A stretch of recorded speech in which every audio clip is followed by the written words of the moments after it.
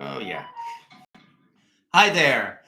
Welcome, everybody, to Cast Iron Wednesday, which is a long running tradition that a number of YouTube cooking channels have been doing for the past several years now, probably at least the last decade by this point.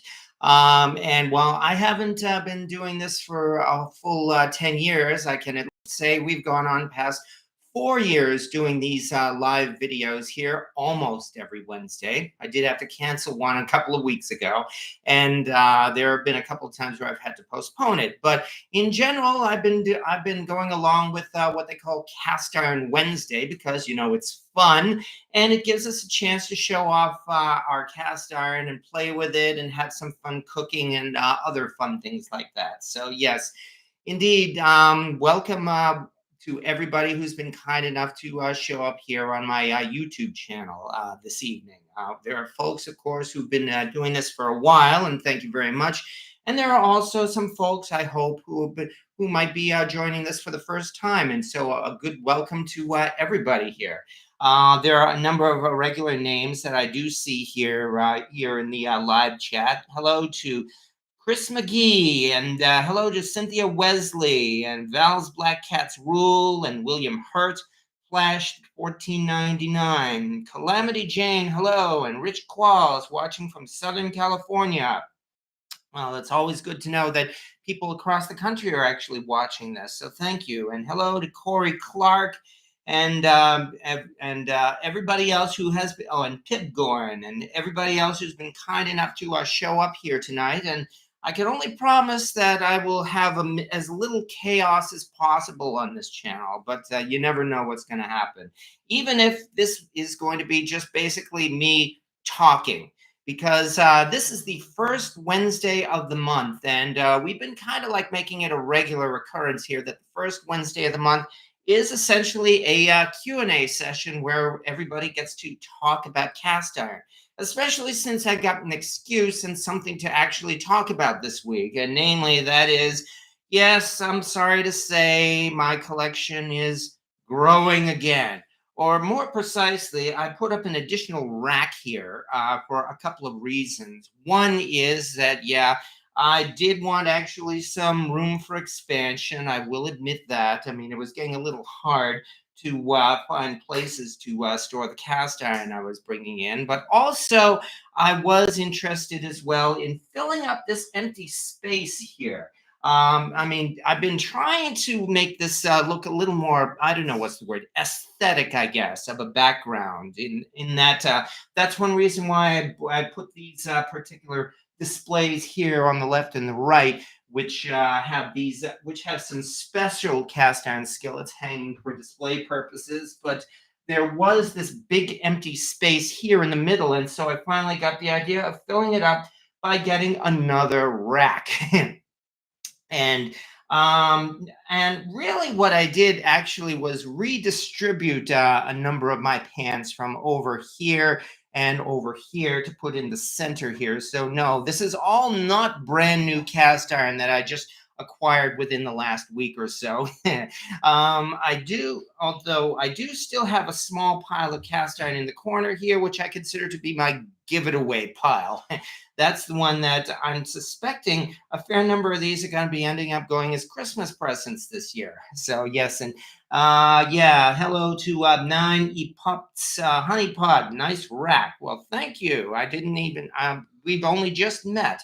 And hello to Andrew Bonificio and everybody else. But yes, I mean, what can I say? It's like, yeah, this is the result of me being a guy living by myself with a hobby and with nobody around to tell me, no, you can't get that. And so this has been the result. And you heard me say many times that I'm doing my best not to be a hoarder. And well, of course, that's one of the reasons why I started this YouTube channel. In fact, it gives me an excuse to cook in cast iron and to try to rotate through as much of my collection as possible. And hello to Mercy as well, Mercy B. So thank you again. But yes, you sure you got enough there? Well, as I think you know how you've got the first rule of Fight Club, they say, never talk about Fight Club. Well, the first rule of cast iron is you can never have enough cast iron. That's also what they call cast ironitis, which actually I know technically is a medical term that's not exactly accurate, because cast ironitis would be what? Inflammation of the cast iron? Well, more like expansion of the cast iron. Maybe that might accurately describe it.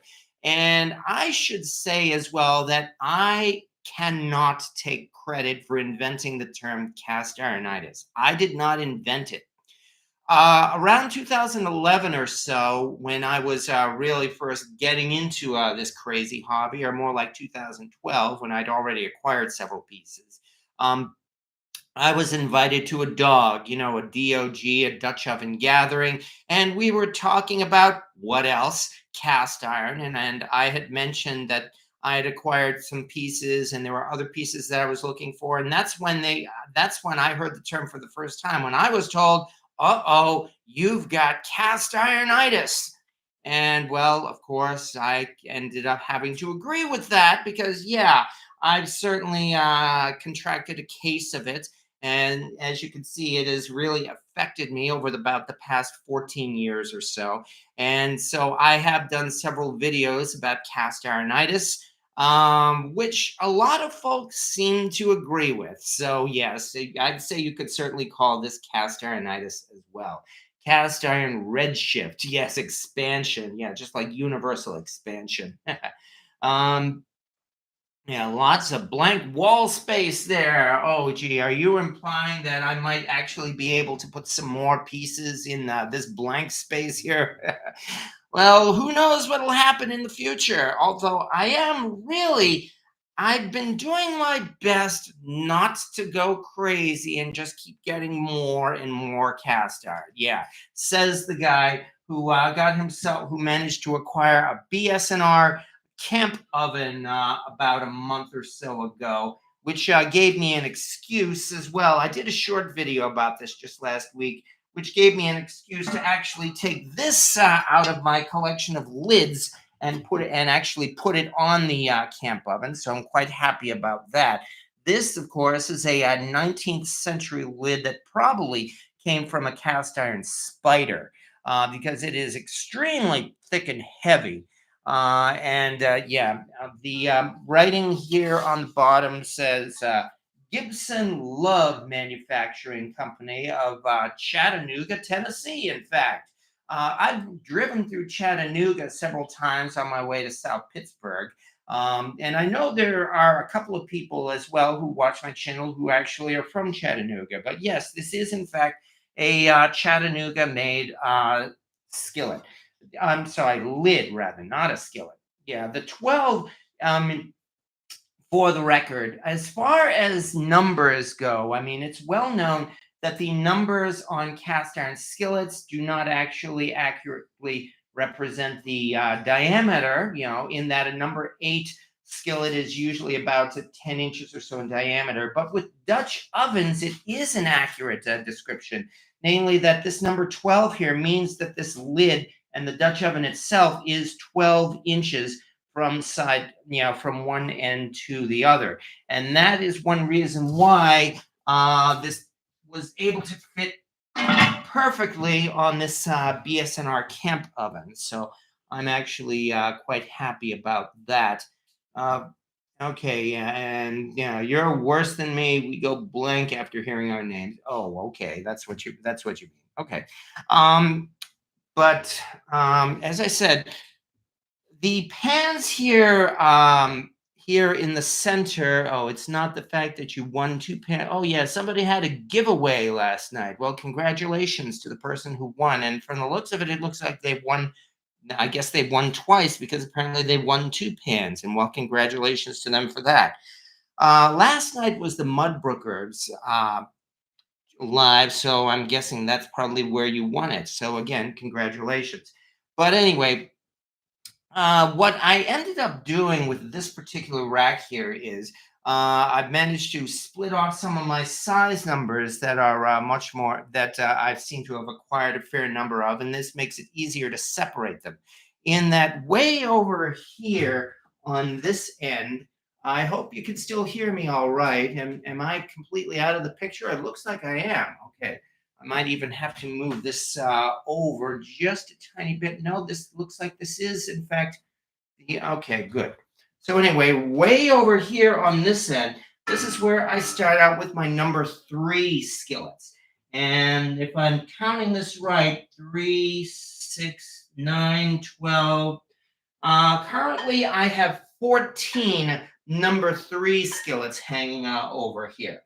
And this means I'm actually down one. Oh, yes, I am. That's because I believe I moved one or two of them over to my give it away pile. So, yeah, I'm down from 15 number threes to number 14.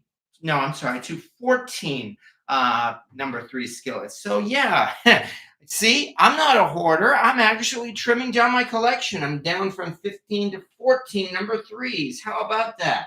Despite the fact that only a couple of months or so, I acquired another number three, one that I've been wanting for a while. I've shown this one off before. This is the BS&R number three with the Pita Pat's Porch restaurant on it. And this is, I do believe this was from their Century Cookware days. So we're talking like this could be anywhere from the 60s to maybe the 80s or so. Interestingly enough, I mean, they obviously cheaply made this particular skillet because this has a couple of casting flaws on it. This is a number three, which is about a little more than 6 inches in diameter. If you notice here on one side, there's this part here that looks like a chip on the bottom, on the top of the pan. And I'm assuming this was actually, again, this was a defect during the manufacturing process. And likewise, if you look carefully at the hanging hole here, you can see that it's got a rough inside as well. All of this indicate that even for BS&R, this pan was pretty cheaply made. So, but well, what can you say? The customer probably bought this in bulk, so it was all done with as little expense as possible. But hey, it's a nice cast iron pan here, and that's really, probably the most important thing, especially since they were giving these away for a good couple of decades or more at least. So, and that's the reason why there are so many of these Pita Pat's Porch cast iron skillets out there in the antique malls and everywhere else. I could name all 14 of my number threes, but I'm not sure if we really want to get that detailed. I mean, I have a couple of BS&R Century, a couple of BS&R Red Mountain, a couple of Lodge. I even have a Griswold over here. And yeah, in fact, let me point this one out as well. I've shown all of these before here because this is a number three slant logo Griswold. And I still remember where I acquired this. In fact, I acquired this at a flea market just outside of Pittsburgh, Pennsylvania. And I paid $10 for it. So that was one reason why I got it. It was one of those things I couldn't pass up. And anyway, at least this way I could say I have a slant logo Griswold in my collection. So I am quite happy about that. I have indeed cooked with it. I mean, I've done my best to try to cook with as many of these pans as possible, but it's hard to rotate through all of them. So as a result, I'm glad at least I'm able to put them on display. Are all Pita Pat's Porch the same size? The vast majority of them were those number three skillets. I have seen photos, but have not seen in person a few cast iron ashtrays with those ashtray skillets with the Pita Pat's Porch logo on them. I do not know if they did any larger ones, like a number 5 size. I'm trying to think BS&R, and I don't believe they ever produced any advertising skillets other than the number 3 size and those ashtray sizes. I can't think of a single instance as far as BS&R was concerned. Lodge did, and they're still doing it, but I don't think Lodge ever made a Pita Pat's Porch logo. All right. Yeah, where'd you find your Pita Pat pan? As a matter of fact, I cheated and I managed to get it off of eBay. It was one of those instances where I actually managed to find what I thought was a good deal on eBay, and so I'm quite happy about it. Especially since this is one of those ones that's been kind of nagging at me, even though it's really no reason other than just to have it in my collection. I first came across a Pit Pat's Porch pan in person. Good grief, maybe about 10, almost 15 years ago, in the early days of my of the cast iron hunt, and I saw it, and I didn't really recognize it back in those days. I learned a little bit about it, and it became one of those things. It's like, yeah, if I come across it again, I think I will get it. So finally, this year, again, I ended up succumbing to temptation, and well, I ended up getting it off of eBay. I don't do a lot of eBay cast iron shopping because I've said many times that in general, eBay is way overpriced. Yeah. Yeah, he said, even though that's also where I managed to get the BSNR camp oven. But but these those kind of bargains are usually rare and far between. Hog Wild cast iron restoration, counting down the hours. Okay. Um, they're good for spot rust, not a whole pan. Oh, you must be talking about those cast iron erasers, I think. So, yes. I only have one BSNR square. Oh, yes. And I was lucky enough as well to manage to get a BSNR square skillet. And strangely enough, I don't want to break this thing. Get this off here. There we go. Oh, good grief. Again, got it. Anyway, BSNR square skillet. And as it turned out, I managed to get this one from eBay as well. I guess I have to admit I've gotten more of my pieces from eBay than I thought. However, this was another one that I managed to find a good deal on because it is almost completely unmarked, so the seller didn't know what they actually had. All this has is a made in USA mark, which of course is a sign that this was made after 1967. Could have been anywhere between 1967 and the 1980s. Especially since the inside of this, while it is nice and smooth, it is not milled down. I'm not sure if they were able to mill down their square skillets, but nonetheless, this definitely has the rougher surface of a modern day cast iron pan. The inside is rough, but not too rough. So yeah, I'm glad to have at least one BSNR square skillet. All right. Yeah. Yeah, it's overpriced, but the sky is the limit for a heart's desire. Well, there is that. Yes, definitely. Hands good surgery November 8th. Got a nice shot in my knee today. Oh, yeah, I know that feeling all too well. If you're having surgery on your hands, good luck. Well, if you're surgery on anything, good luck. So, yes. I have a few BSR squares, two glass lids. They made those squares all different. My understanding is BSNR never made glass lids. They had them done by third parties and then shipped to them, and they sold them with their later Dutch ovens and skillets. I believe it was during the 70s, in fact, because apparently there was a great demand for their pans to be more compatible with glass lids in particular.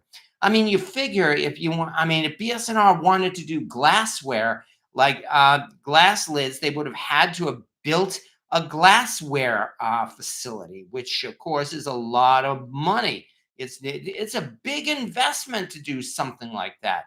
That's one reason why for these decades, Lodge was having all of their enamel cast iron done in China because it was a huge investment for them to actually build their very own enamelware foundry. And now that they're doing it, of course, they're doing their best to try to make some stuff, excuse me, that would appeal to customers. But yeah, little things like that, it's much cheaper and much more convenient to have another company do it and then just simply ship it to you. Good luck being there. Yes, exactly. Good luck there. Make great gifts, though. I meant some were fully marked, some were just made in USA, and some totally blank. Yeah, that's true, actually. A fair number of these square skillets do seem to be totally blank, and that includes this one as well, other than the made in USA mark. Um, I thought Pyrex was the only one who made square lids. Maybe for a while they were, but I mean, of course, nowadays there are any number of companies that do square lids because, well, you see them, you see those places at like Wally World and all the rest of them. They are making those crock pots and whatnot. Um, I and glass lids are square lids are well, they're a little can be a little difficult to find, but not impossible. I mean, that's why we see glass lids all the time, of course, at Goodwill and other places like that. Lodge is a great American company and deserving of all our support. I can certainly say that, yes. I have dealt with the Lodge Cast Iron, and they are a world class company. They've got excellent customer service. They seem to treat their employees well. Everybody I've met from Lodge loves working at the company. So, yeah. And of course, Lodge is determined to be an independent business and have not been bought up by any corporation or anything like that. So, they definitely deserve our support. And yet, at the same time, people still keep bashing Lodge. Oh, Lodge is terrible because they don't grind down their pans anymore. Or Lodge is terrible because their new enamelware is so incredibly expensive. Or why are they producing these elite cast iron pans like their Blacklock series, or they bought out Finex? When Lodge bought out Finex, there were some people who said the evil corporations are gobbling down the small independent businesses. Ugh, yeah, could go on and on about that, but I'm not going to. All right. I'm very curious. I went to the Lodge Museum last year. Hello, Wenchou Shao. Got a couple of things. Didn't go big because I didn't see anything that was truly intriguing. They're going to have a warehouse sale. Yes, they are.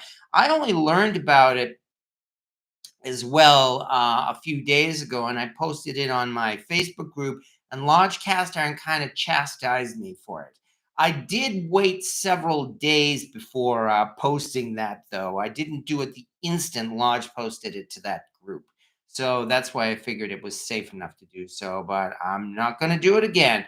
So if anybody from Lodge is watching me, I hope you know that I can still be trusted. At least I hope you think so.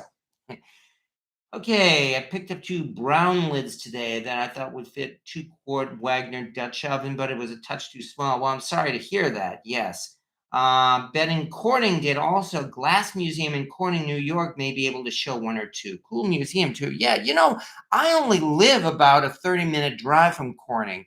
I have yet to go to their glass museum, and that's one of those things I definitely should do one of these days. There's so many things I should do one of these days, isn't there? I think everybody can say that. When I see a deal too good to be true, I jump on it. I figure someone will want it or need it. Yeah, or do what I do and come up with an excuse for it. Yes, that's why I've got a Griswold lid sitting there in my give it away pile. Well, I don't know if I'm going to give it away, but at some point or another, I am definitely going to sell it. Let me put this down for the moment. And this is out of sight of the camera. I've got this small pile of cast iron in the corner here, one of which is in fact this Griswold number 8 skillet lid.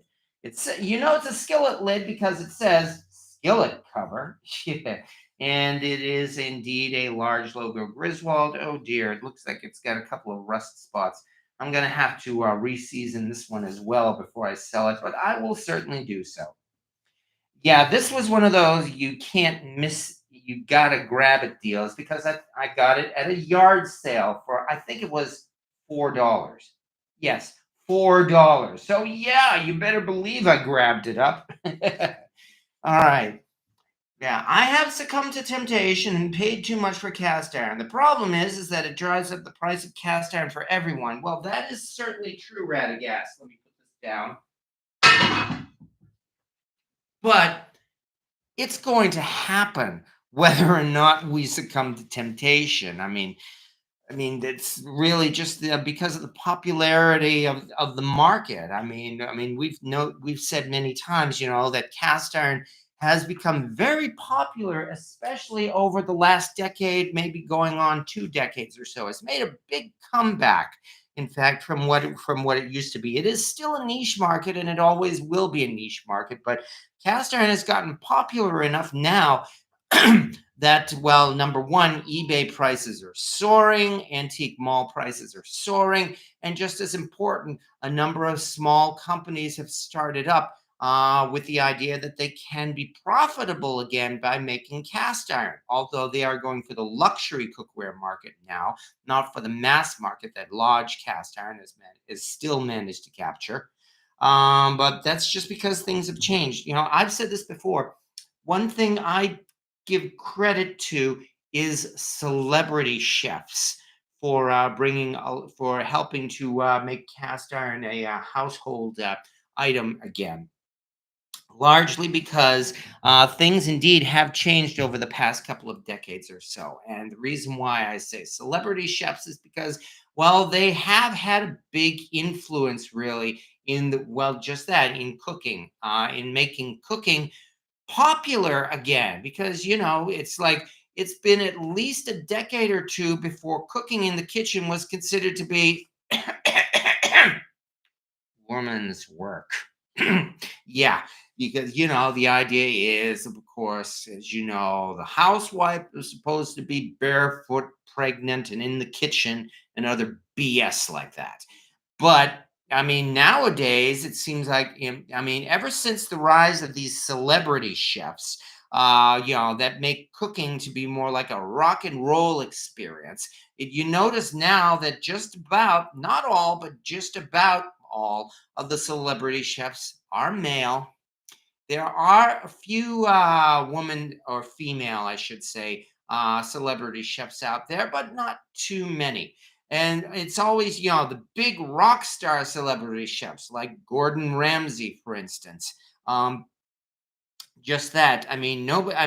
Nobody considers Gordon Ramsay to be like, oh yeah, you wear an apron and you cook, so yeah, you shouldn't be doing that women's work. Nobody says that about Gordon Ramsay. So that really has had a big influence to the point where it's cool to cook again. You know how American cuisine is generally considered to be, hey, I'm cooking American. I'm going to stick something in the microwave and nuke it. Or I'm going to pour these three cans together and bam, I've cooked. That's America for you. Not to mention a whole generation that grew up not knowing how to cook. And that includes me.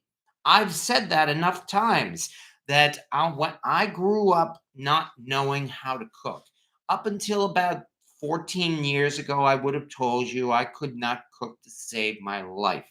But I caught the cooking bug, and I've been practicing really for like the last 14 years or so, to the point where, well, I can cook. At least I can say that much. I enjoy it. It's fun, and I'm really glad to have this collection of cast iron. But getting back to the subject, cast iron has become much more popular again. And so that's why, and just about any kitchen these days has at least one cast iron pan. And you notice how they always seem to have inherited it from my grandmother or my great grandmother, almost never from my parents, unless my parents, of course, inherited in turn from my grandmother and my great grandmother. That's again just because how what happened really to cast iron, namely that it fell out of favor during the 60s and the 70s and the 80s, when all of these non-stick pans and other things like microwaves and so forth all pretty much drove all but one of the American cast iron manufacturers out of business. But it's changed, as I said, and now cast iron is popular again. And this is one of the results of it. Okay. Yeah, I cook all the time and my wife fusses at me because of it. Yes. Hello, David Craig. Nice to see new people here, too. Thank you very much. Um, I looked straight at my husband and told him, "Don't get no stupid ideas before I punch you in the nose." Yes. Nine, depending on your needs. A good number eight size is a start. Yes, exactly. Yeah. If you are out to really get your very first cast iron pan, I would agree a number eight size cast iron pan is probably the best way to start, which is, of course, your typical standard Lodge cast iron skillet. You know, the kind that they sell at Wally World. These days, I think it's what, 20 bucks, maybe a little more than 20 bucks. Over the past decade or so, the prices of the Lodge Cat number 8 skillet has almost doubled, unfortunately. It was selling for less than $15 only 10 years ago. Well, things have changed. Okay. Wen Chao Shao. If you've never bought any cast iron pans, I would recommend the round griddle to begin with. Breakfast, hibachi, pizza. Yes, all of those are, I mean, you can almost not make a bad decision with your first cast iron pan, whether it turns out to be a griddle or a skillet or a Dutch oven or a wok. I've mentioned the Lodge cast iron wok quite a few times, and that was the first piece of cast iron that I intentionally purchased for myself. In that I had a Lodge cast iron skillet, which I still have. I'm glad to say this particular piece is the first cast iron pan I ever owned. And I've actually owned it since 2002. So it's 22 years in my possession, arguably probably about 22 years old then, even though it sat on a shelf rusting for about 8 years. And then I caught the cooking bug, as I mentioned. But then, as I was just catching the cooking bug, I had the urge to get a cast iron wok, and then it grew from there. So yes, he's laughing at the barefoot and pregnant statement. Oh yeah, well that was not my saying. That was a political saying by some stupid politician who I believe lost his election because he made statements like barefoot, pregnant, and in the kitchen. So yeah. Okay. Tell your laughing husband that you're with child. He will stop laughing. Oh, yes. TMI, TMI. I got some of my cast iron from my mom and dad, but they were born in the 20s. Yes, exactly, Radagast. That's still pretty much going down the same path. Yes. Um, I got custody after my divorce of three little kids. I had to cook. What a learning episode. And well, I would think at least that was one good thing about it. I mean, in a way, I could say the same thing in that I caught the cooking bug probably as like some kind of as a compensatory, compensation, because my entire life was going through a big upheaval in 2010. And a lot of it I'm not going to talk about on the internet ever, but things were crazy. Everything in my life changed. And one second, that's the doorbell. Okay. I'm sorry, hold on. That's the doorbell. Did somebody lock themselves out?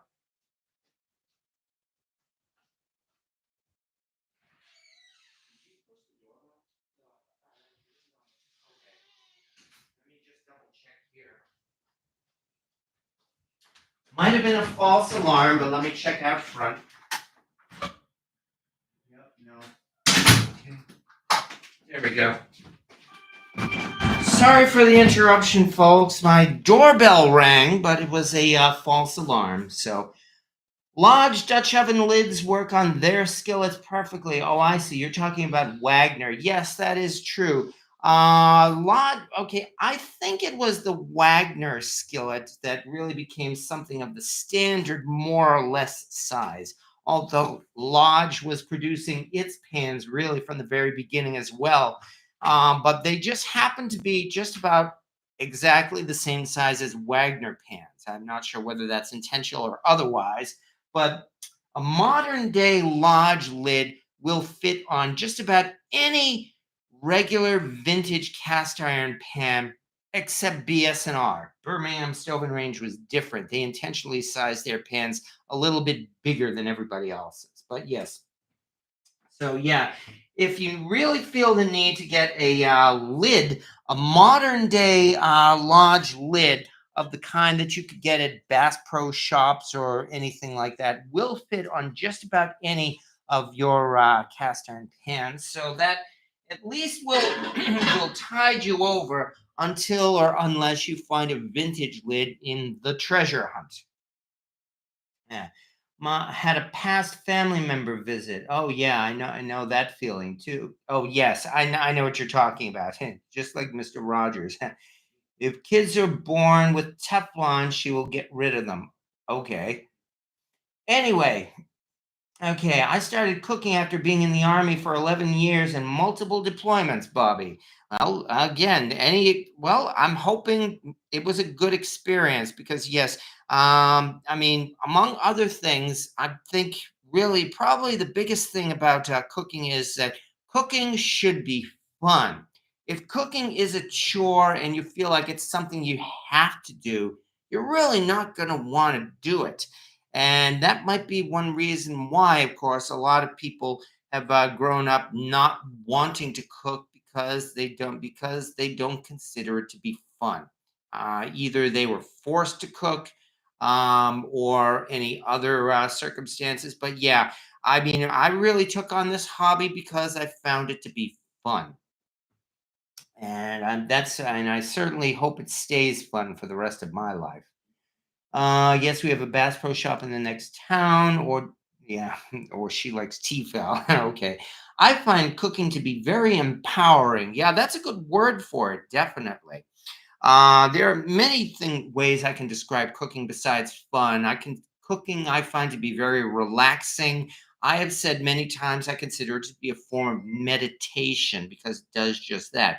It's relaxing. It helps me focus on what I'm doing and pretty much blot out the rest of the world. So I enjoy it for that reason as well.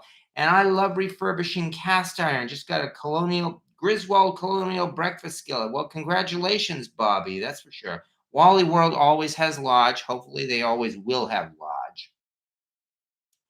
Hog Wild. I was on a submarine and was the only non-cook that was qualified galley watch captain. They loved it when I would help the cooks do omelets and steaks. Well, yeah, that's just it. I mean, of course, when you're the regular cook, then of course cooking is a job and it's a chore. So it's not as fun that way. But well, you do your best to get entertainment out of it. I mean, that I guess is the best thing I can say.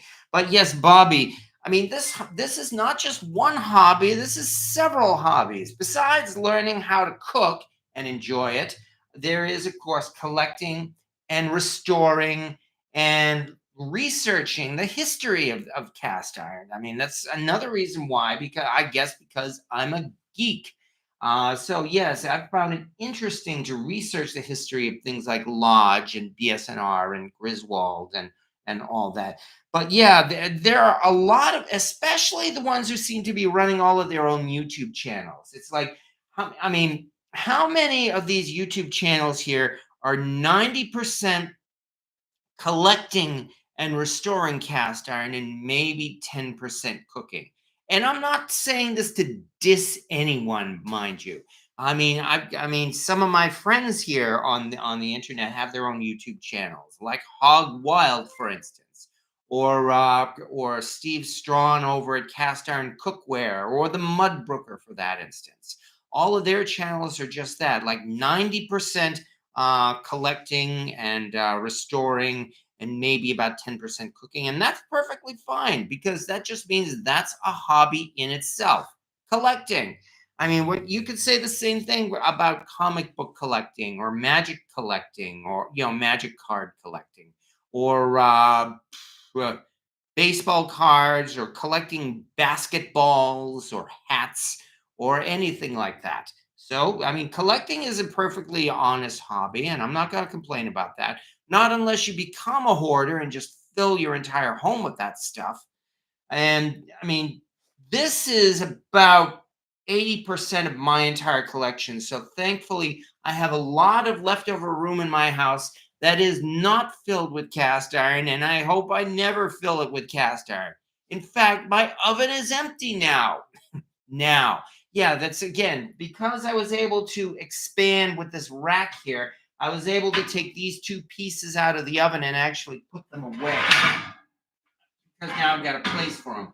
One of which is the Lodge pizza pan. You know, this new flat pizza pan that they came out with a few years ago.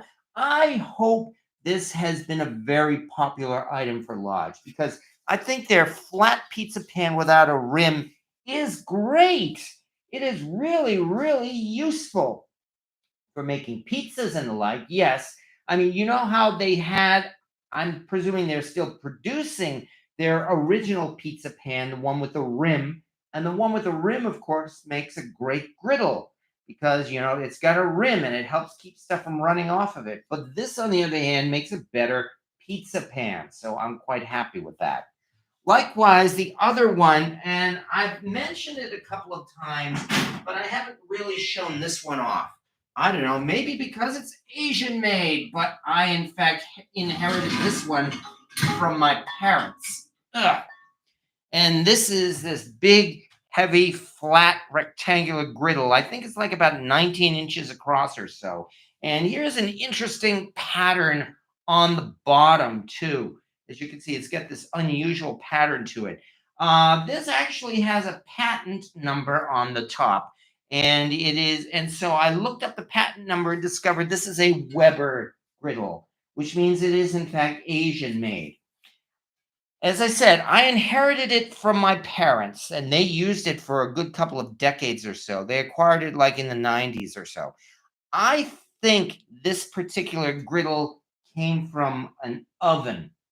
And I think this was one of those cast iron inserts from an oven that must have been salvaged or something. But all I know is that my parents used this griddle a lot, and I'm quite happy to have inherited this from them. This thing is really big and really heavy too. So yeah, in fact, I better get this down. Ugh. Yes, I've got to be careful. I don't want to hurt my fingers. Okay. So there's this and the Lodge pizza pan. But again, I'm glad now I have this rack so I can put these things here instead of leaving them in the oven. Okay.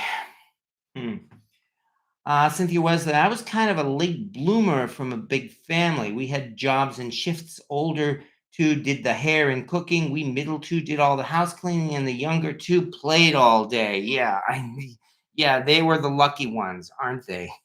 I mean, I've got a dear friend who is actually quite nearby right now, and I know that she does the majority of the cooking in her home, and I would hope that we're doing our best to inspire her younger kids to to do some more cooking of their own. So, I mean, especially since once they graduate out of high school and move out on their own, well, they're gonna find, yeah, no, you can't have takeout every day. Well, it's a life lesson that they'll learn.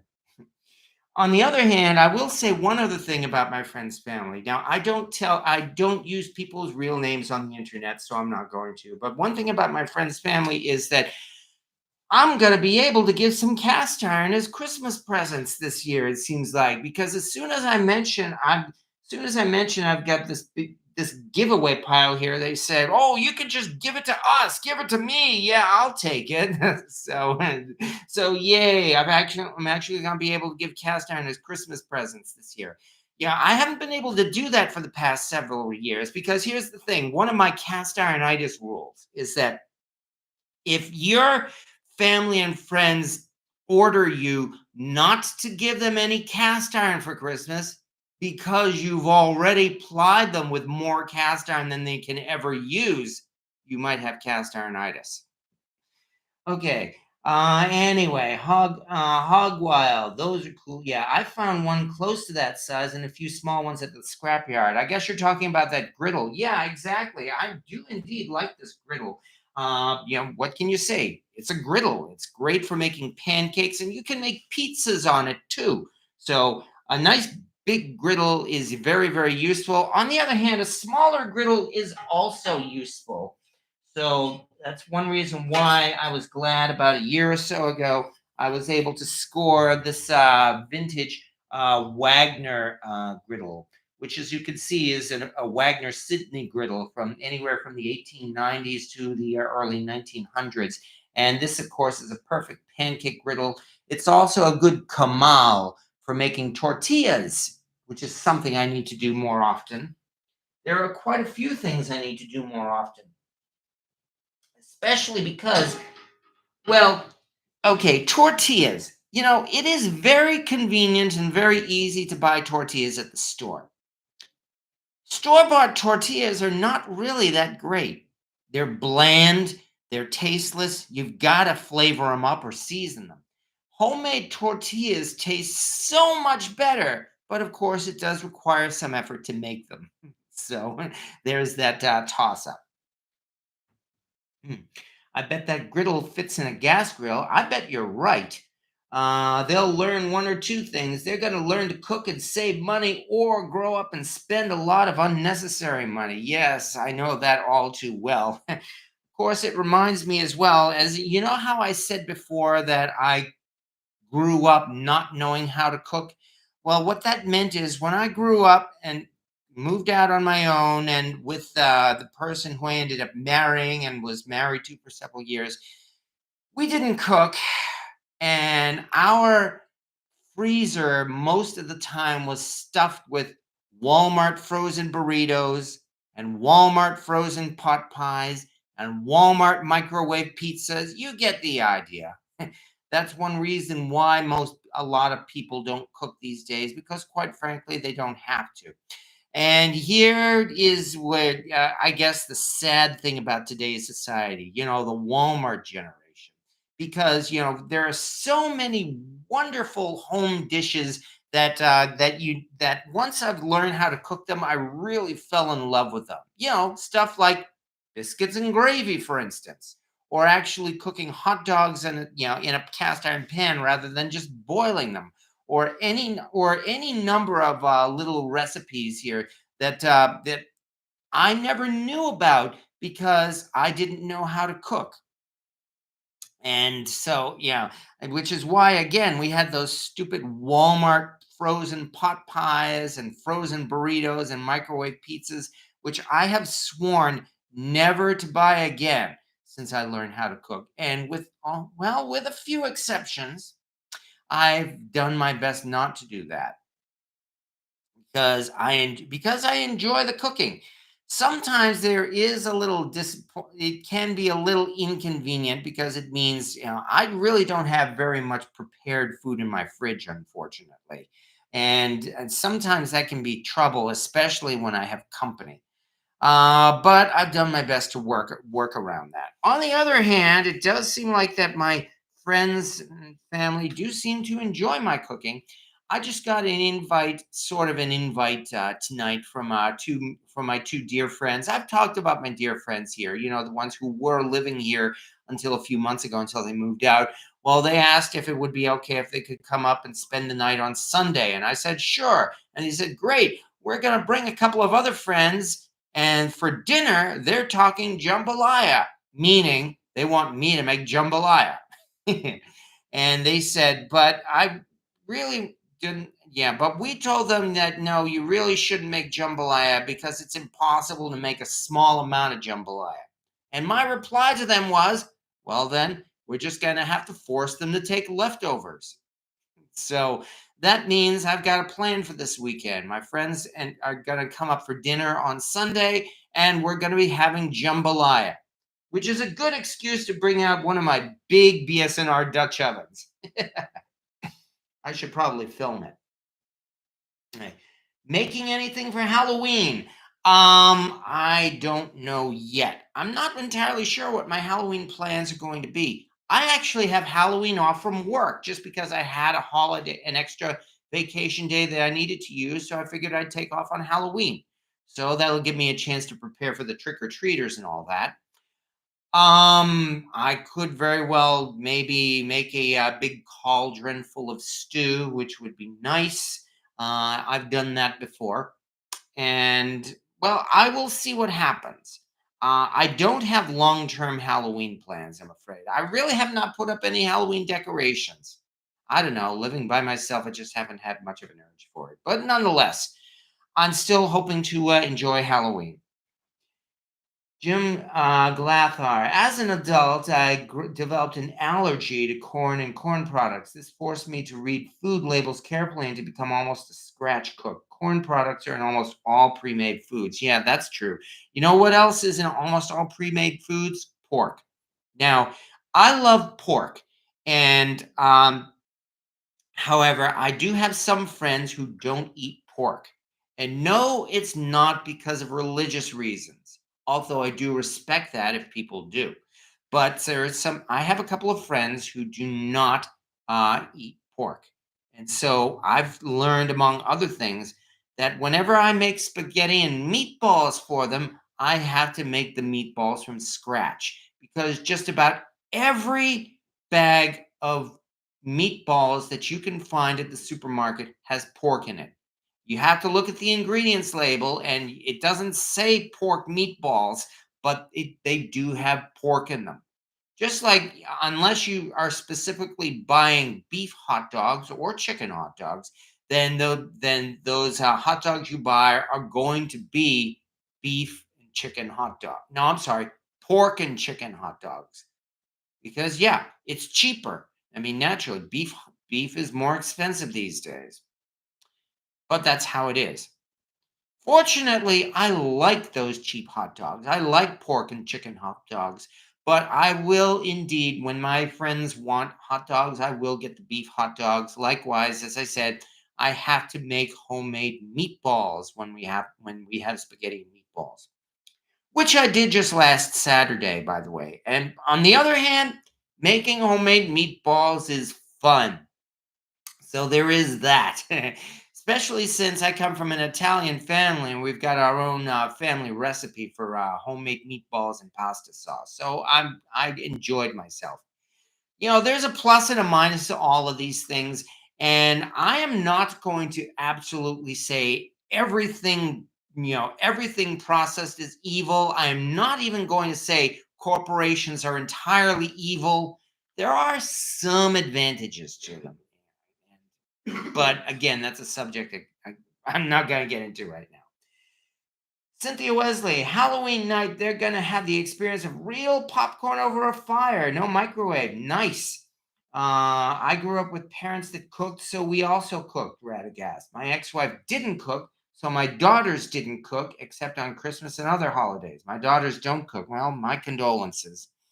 I'm sure you've given them cast iron pans as Christmas presents, though, I'll bet. Corey Clark, I spent $38 on two ribeye steaks. Ouch. It was cheaper than going to McDonald's for two. Well, yeah, that's also true. Do I smell something? Did I leave the oven on? Hold on one second. Let me check here. I did not leave the oven on. Okay. Yeah. Sorry, I thought I smelled the oven on, but no, that's not the case. Do you post pictures of your major cooking projects all the time? I try to do videos of my major cooking projects, though lately it seems like they've been turning into short videos. If you look on the shorts section of YouTube, you'll see I've done quite a few of those, or even on TikTok. I'll say something about TikTok in a few minutes. But yeah, I also do my best to regularly do pictures.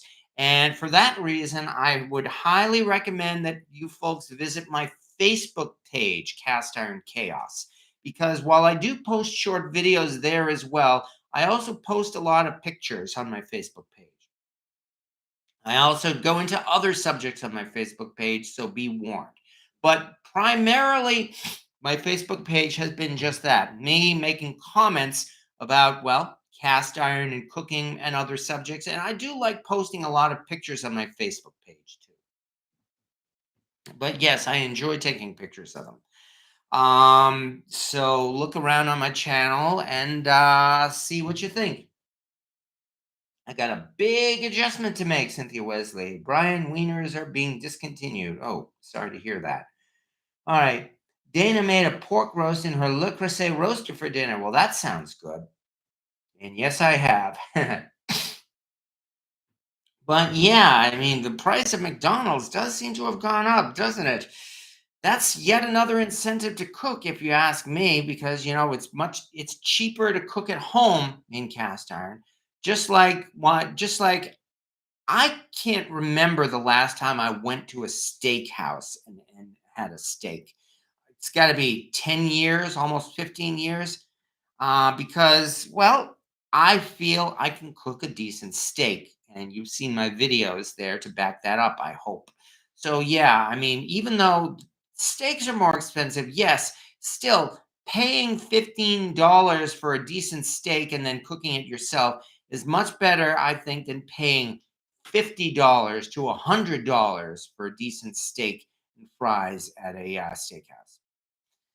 Well, and well, we can cook, so we can say that. We do have that choice. All right. I would like to try this recipe. Yes. Okay. Yeah, I still haven't even gotten into all of this rack, although I've covered just about all of it at this point. As I mentioned, the Lodge cast iron wok, BSNR camp oven, this shelf here where I put my oven griddles. What I have here on this rack, by the way, are my number fives. So I was able to separate my number threes because my number fives were over in this section, and this one, that's why this thing was getting kind of crowded. So now, fortunately, I have my threes. I have two fours, as I found out. And I've also found out that I now have four number sixes. So, but over here are my number fives. The famous number 5 8-inch skillet. And at this moment, it seems like I have 3, 6, 7, 8. I have 9 number fives. That includes these two logo skillets I got from Lodge Cast Iron, which I'm glad to have. One of which was the 120th anniversary of Lodge Cast Iron. I understand they've done a 125th anniversary now, but this is a 120th anniversary. So yeah, that means I've had this at least 5 years. And the other one was the souvenir skillet for the 20th and National Cornbread Festival, which I believe we're also getting into like number 25 or so, or maybe almost 25. So yeah, I'm glad to have both of these. I'm betting that both of these would become collector's items if I bothered selling them, but I really don't want to sell these. And yes, I have cooked in them, by the way. Let me see. Also in my number fives, I have 4 BSNR number fives, including a handwritten number 5 here. Let me dig that one out just for the heck of it. Clang, clang, clang. Yeah, this one I've shown off a few times. This one is a BSNR handwritten number 5 here. Their Red Mountain series. So it's from their earlier days. As you can see, it's got the unusual and definitely handwritten style font. They didn't write on the pen itself. They wrote on the pattern that was used to produce the molds. I have 2 standard Red Mountains. I have at least one BSNR Century number 5. What else do I have here? Let me see. In the back here, I've got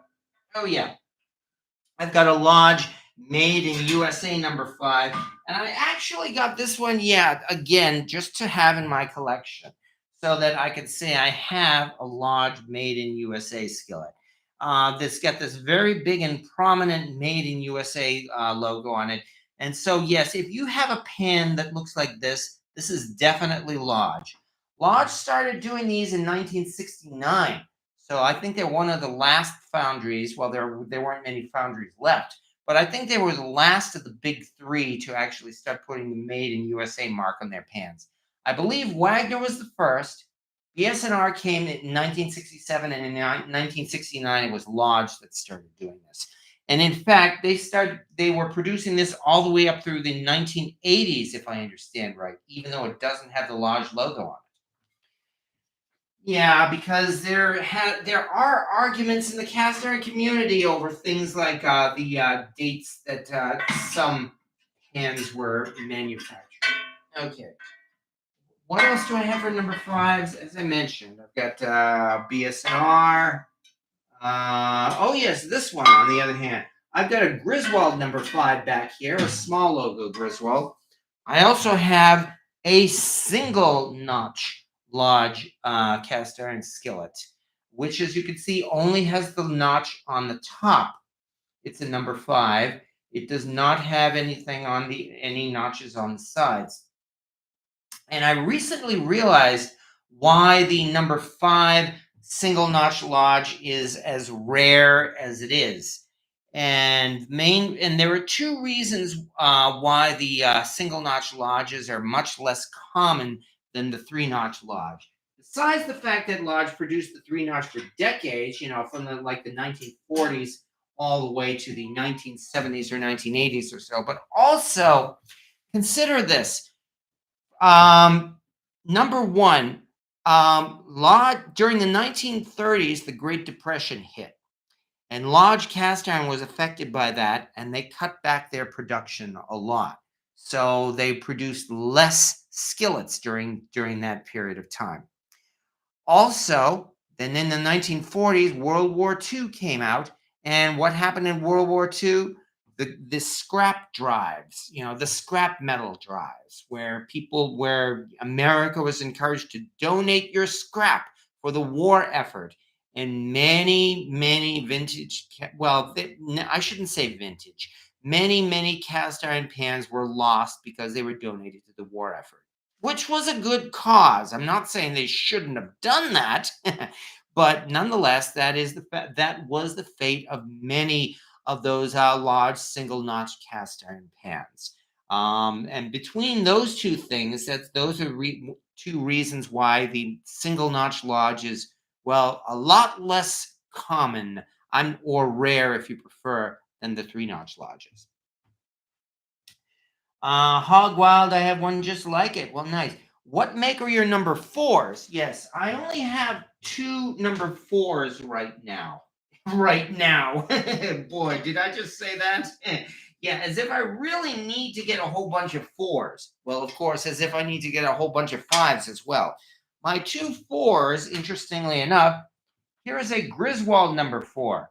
A small logo Griswold, though, not a large logo Griswold. I know for some reason the large logo Griswold number 4 is one of those things that the collectors and the antique vendors go nuts over. If this was a large logo number 4, you would probably see this in the antique malls with a $100 price tag. If I remember right, I got this for about $18 at Brimfield. Of course, at Brimfield. Doesn't it always seem to be the case? Yeah. But yeah, it's a small logo Griswold number 4. And the other one I have is a Wagner number 4. It says 4A. My understanding is there's nothing special about the A mark. And this is an older Wagner too, mind you. It's one with a heat ring, not a rounded bottom. So I'm quite happy to have that.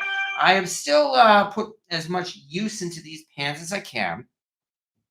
So anyway, I have 14 number 3s. I have 2 number 4s. And I have, how many did I say? 1, 2, 3, 4, 6. Oh yeah, 9 number 5s. And now I have 4 number 6s. Up until just this year, I had 2 number 6s. So yeah, I've doubled the number. And the reason why is because, well, number 1, I went just this year at the National Cornbread Festival. I acquired this unique pan that Lodge made, especially for their Museum of Cast Iron. And yeah, I definitely had to grab this one because it is definitely a unique pan, and they put a lot of history into this particular pan.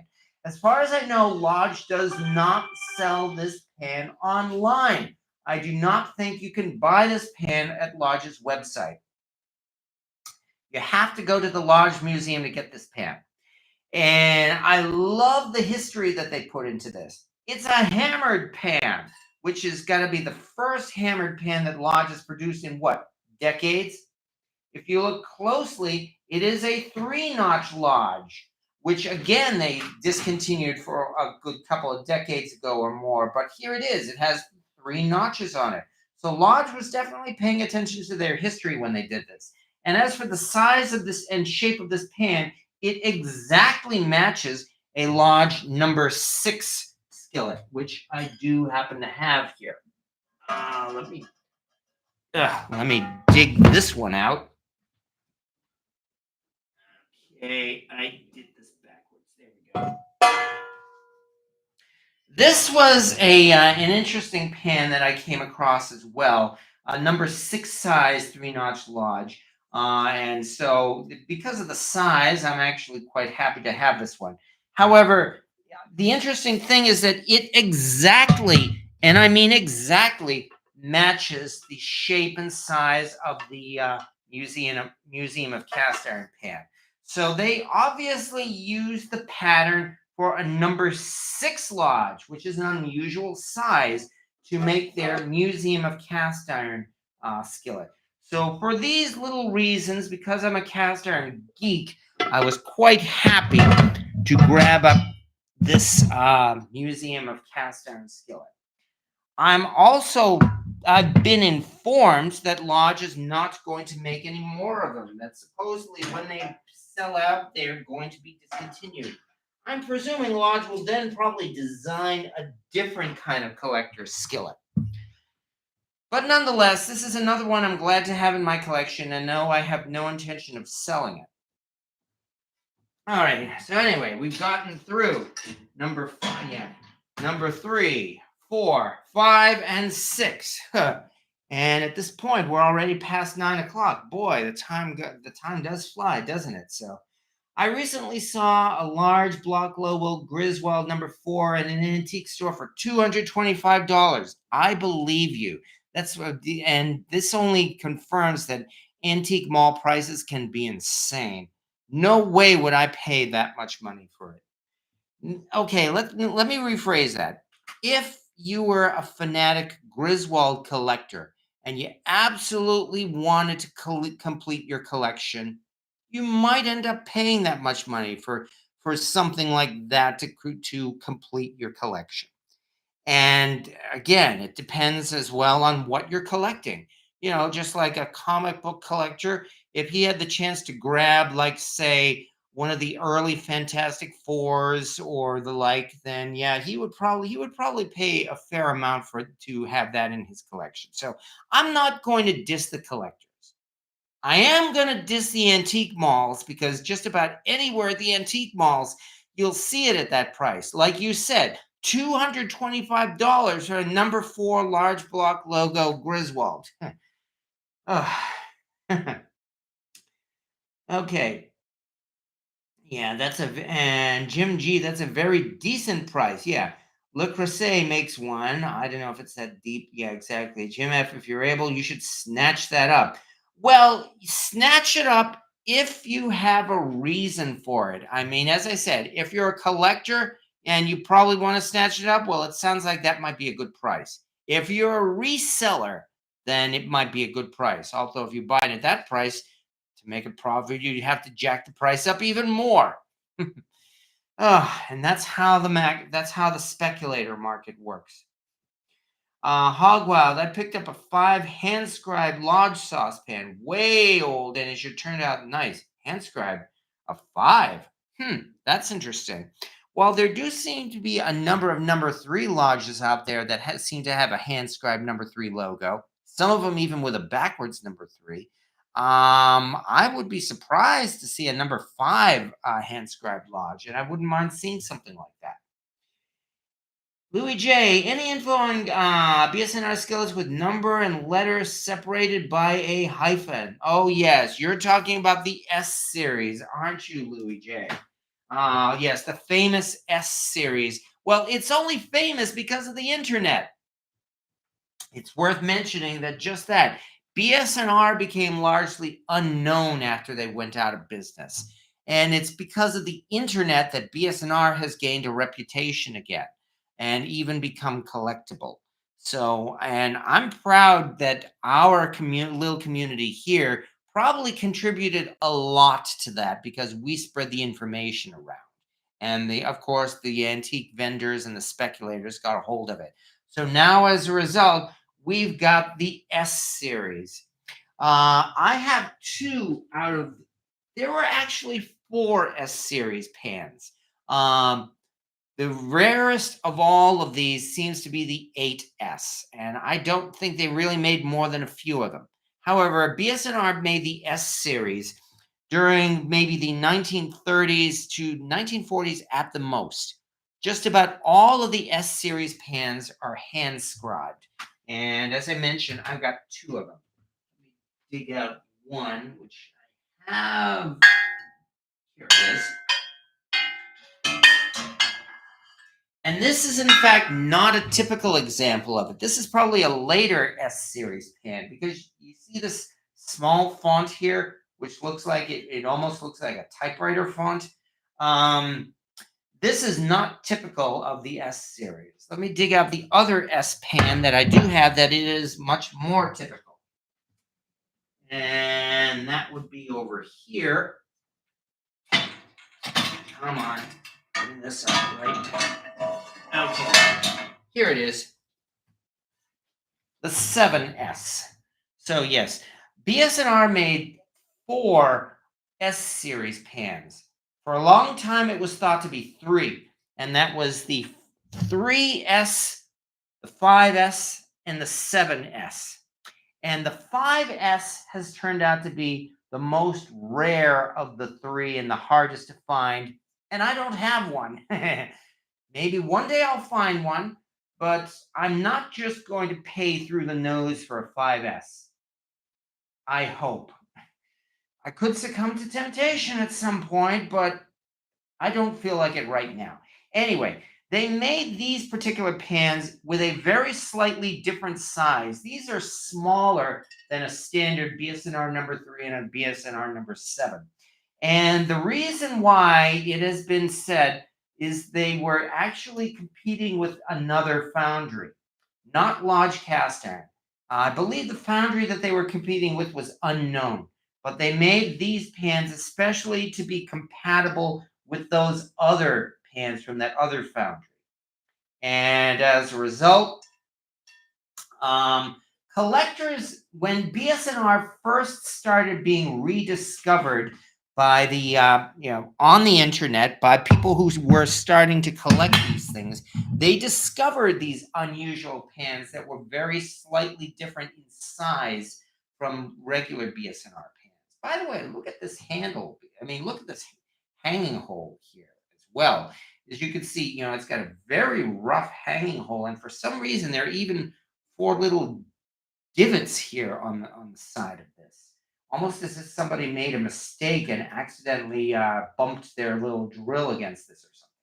Anyway, collectors of BS&R discovered these unusual sized pans that all had an S mark on it, and that was when the S series was discovered and was designated the S series. So yes, as I mentioned, there's the 5S, which is rare, but actually even more rare than the 5S is the 8S. In that on the BS&R Facebook group, which is one of my favorite Facebook groups, there have only been like maybe a couple of those pans discovered that say 8S on them. So it's only recently have they discovered that there were four of them made. Most people consider the 3, the 5, and the 7S to be a complete S series collection, and that's usually how you'll find it being sold on eBay and by antique vendors. Only because the 8S is so rare as well as so unknown. Still unknown at this time, not completely unknown. Hogwild, there have been a few found that have 8S and they're still on the fence about it. Exactly. And they did say it measures the same size as a BS&R 7. So yes, as you said, there is still some debate over whether it's considered an official part of the S series. Who knows what the majority will end up deciding? If you want to fight, post a picture of a smooth bottom BSR. Oh, yes, exactly. Yeah, some of those unusual pans from the Red Mountain days do seem to appear from time and time again. I don't have an answer for it either, and I'm not going to say I have the answer. I do not know. Maybe they were recasts. Maybe they were made at the foundry for some reason or another. Who knows? But they are unusual, and yet they are out there, and who knows? Maybe you might stumble across one of them one of these days. You never know. I mean, after all, I certainly did not expect to stumble across this once again at Brimfield. One of the most popular and pretty common to find BS&R Red Mountain pans is the BS&R fish fryer, the one with the rectangular rectangular shaped handles here. The Sportsman fish fryer. It's actually pretty common, even though it is an older pan. Well, BS&R did produce them for a few decades, so that's to be expected. However, it was only discovered within like maybe the last several years or so that they even made a deep fish fryer for the BS&R for the Sportsman grill. And I was stunned to actually discover one of these myself at Brimfield. So this was one of those things that when I saw it, I couldn't say no, especially since it was affordable. Well, reasonably affordable. I paid $40 for this, which I know for some people that would still be out of their range. But I didn't pay $300 or $400 for it. If it was $300 or $400, I would not have bought it. No. But nonetheless, this is one that I'm glad to have in my collection. And yes, I have used it. So I've done a couple, in fact, of videos of doing fried chicken in this thing alongside the more modern fish fryer. So yeah. But my point is that you never know. You could actually come across something like this. I mean, I did not think I would ever find one of these myself, and yet I did. And I just happened to be in the right place at the right time. I can only say I was lucky. Ugh. And we can keep going on and on. Where is this? Oh, yeah, here it is. Here's another one that I stumbled across. Did not ever expect to find, and I'm glad I did.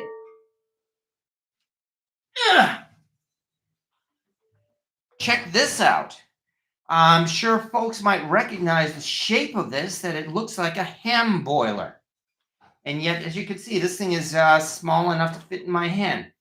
I saw a photo of this on the internet. Yeah, where we heard that before. I saw a photo of it on the internet. I thought it was cute. I thought it was an amusing little cast iron pan. No way in the world did I ever expect to come across one of these, and yet I did. And in fact, it was at a flea market. It was in Sevierville, in fact, Tennessee.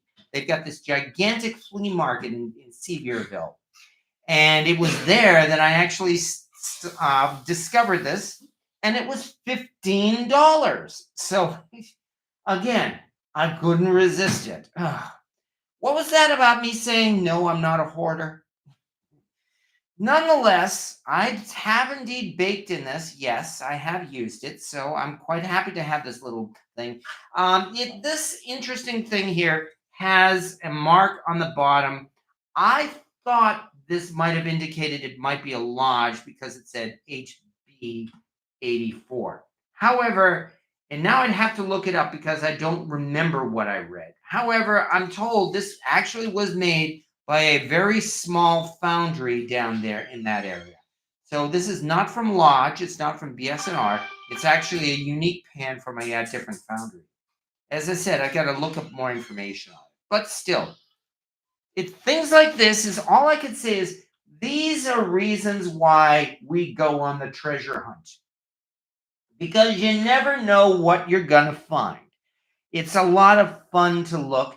And every so often, if you're patient, you will find something interesting. I don't know what it's going to be. I can't tell you what you're going to find, but eventually you will find something interesting. So that's probably the best way to sum it up, I guess. And yeah, Cynthia Wesley, what Pawpaw taught me what my large 3-space unmarked breakfast pan was, I started being more mindful. Well, that was nice.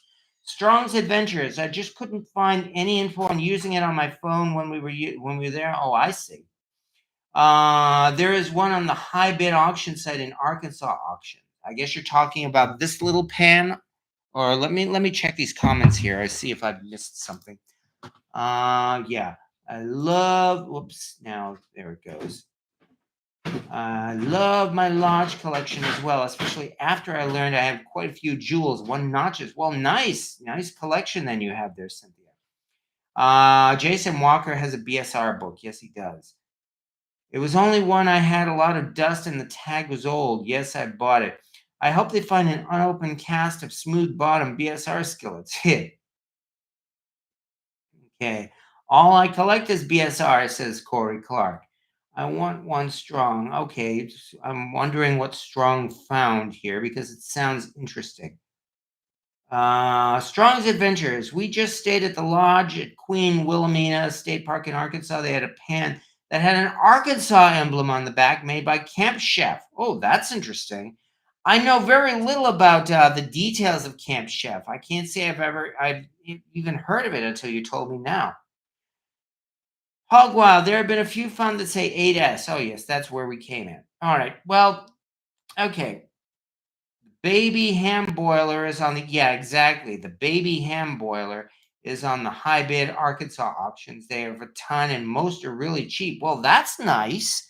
Okay. I am not complaining. I am not going to say, oh, I'm disappointed that this turned out to be rare. I'm not to be rare or not to be incredibly valuable. Okay, so that's how it turns out to be. As I said, this was an interesting little cast iron pan, and that's the reason why I got it. Not because it was rare, but because I actually stumbled across it and didn't expect to ever find it. Which I guess that's why they call it cast ironitis. Okay. Anyway, I can't believe we're already past 20 past 9 at this point, and I could really keep on going on and on, but you get the point here. What can I say? I've gone into my rack here, my new rack. I've gone through each one of these things here.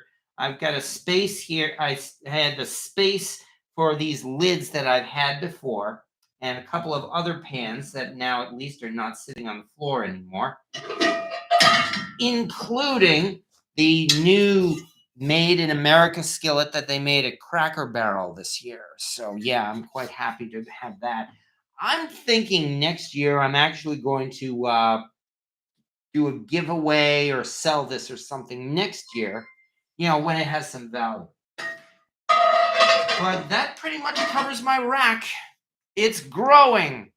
Yeah, because again, I've talked about I've mentioned my lids. I've talked about the 5s. I talked about the griddles, the camp oven, and the wok, and also mentioned my 3s and 4s.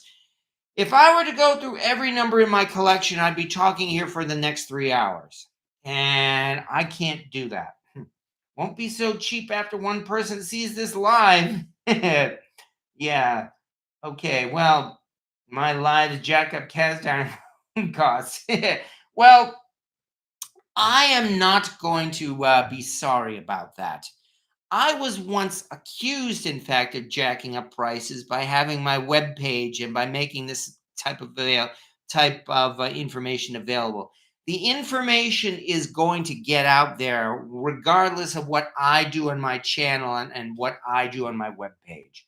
So I am not responsible for the resurgence of cast iron. I've credited celebrity chefs. There are a whole lot of other reasons why cast iron has gone way up in price, and maybe I contributed a wee bit to it, but I'm I'm not ashamed of that.